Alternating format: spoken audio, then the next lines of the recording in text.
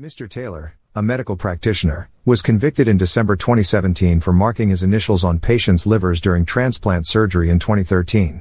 He admitted to the allegations and was sentenced to a community order, unpaid work, and a fine.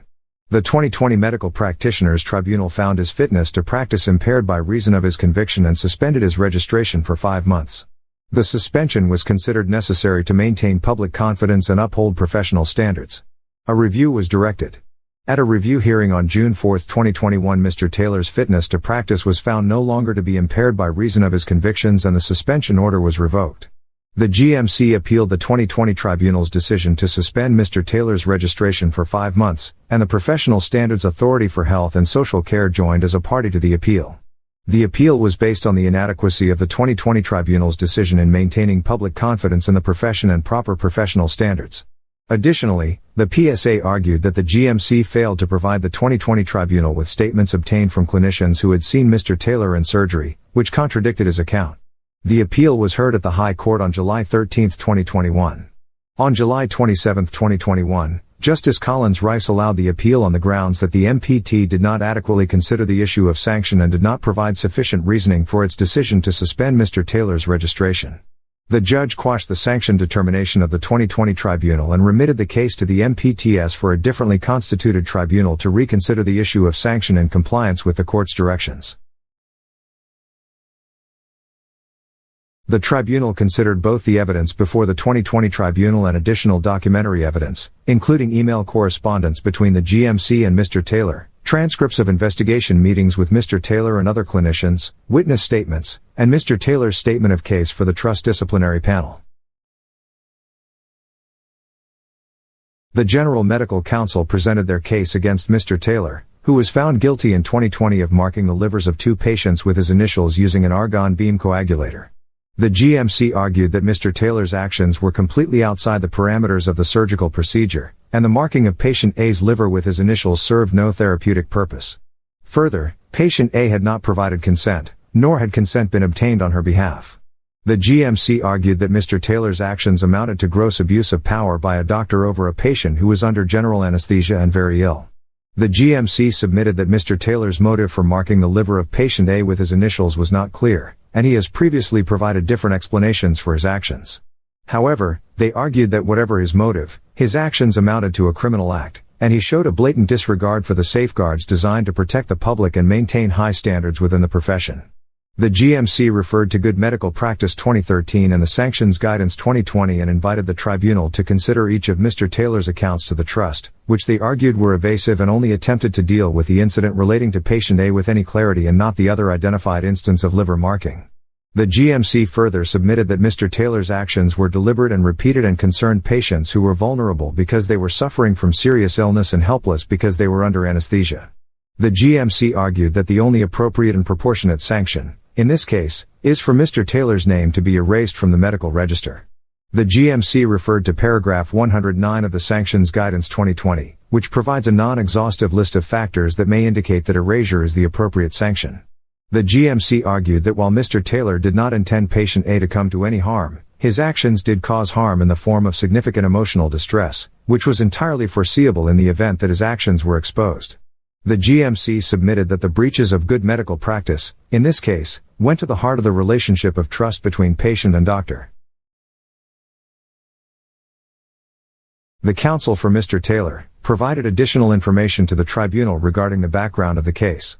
In 2016, the General Medical Council, GMC, alleged that Mr. Taylor's fitness to practice was impaired by the same misconduct that subsequently led to his criminal conviction.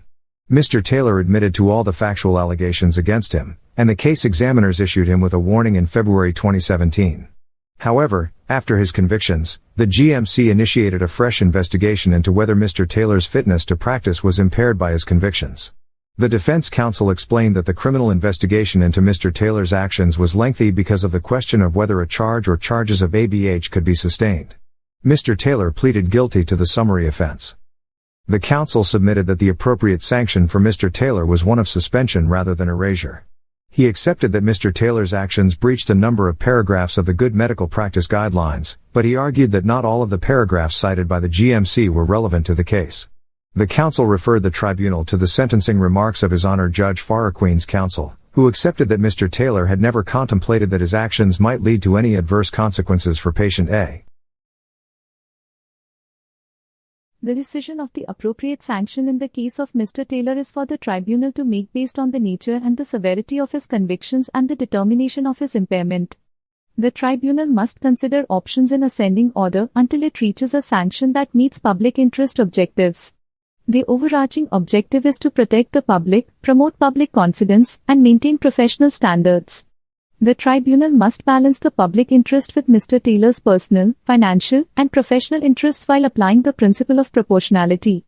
Mitigating factors may carry less weight in cases of patient safety or serious concerns. The passage of time is an important consideration but is not the only factor to consider. Unusual facts require thoughtful application of general rules, and procedure and guidance may be important in achieving outcomes for the individual and the public.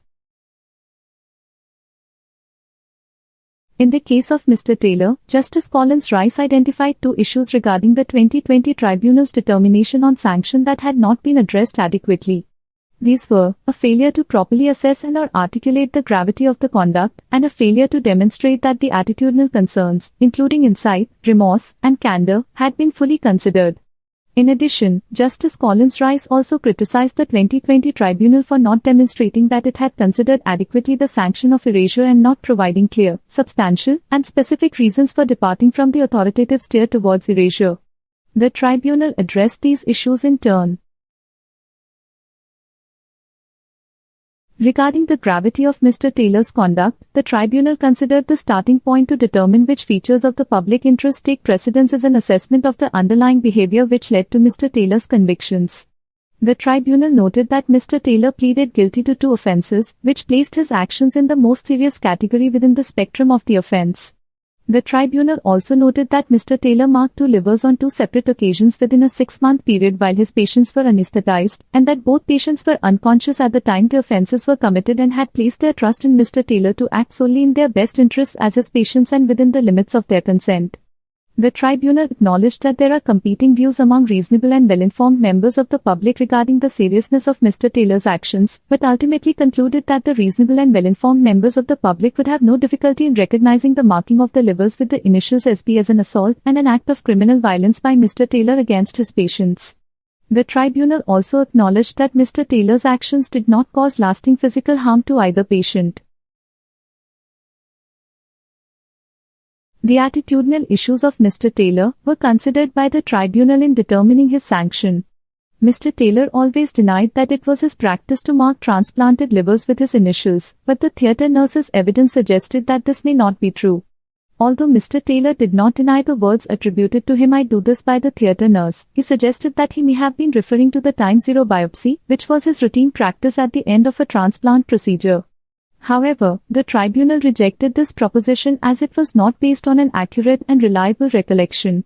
The tribunal concluded that Mr. Taylor's attempt to reconstruct the events was an indication that he did not recognize the nature and gravity of his actions. Mr. Taylor also claimed that his actions were done to relieve tension in the operating theatre after a particularly complex and stressful transplant operation.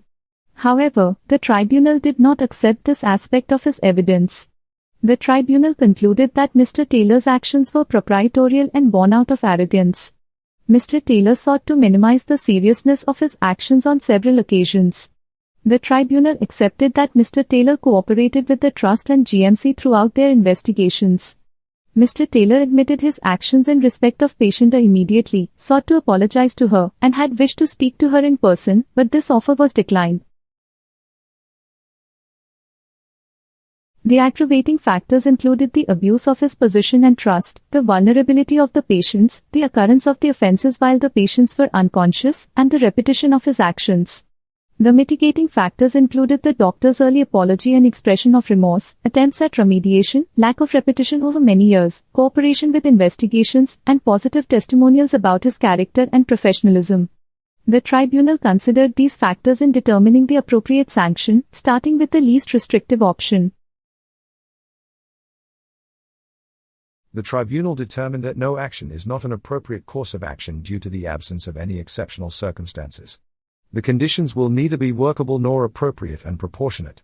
The parties agree that the options for sanction, in this case, are either suspension or erasure, with erasure being the preferred option according to the sanction guidance. However, the tribunal may still choose suspension if it has clear and substantial reasons to do so.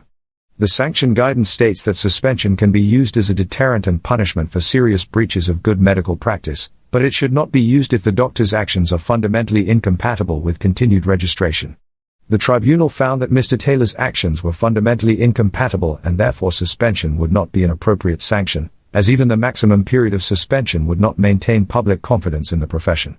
The tribunal concluded that a suspension order would not be sufficient to protect the wider public interest, and that erasure is the appropriate and proportionate sanction. The tribunal considered paragraphs 108 and 109 of the sanction guidance, which state that erasure may be appropriate where there has been a serious departure from the principles of good medical practice or a deliberate or reckless disregard for those principles, among other factors.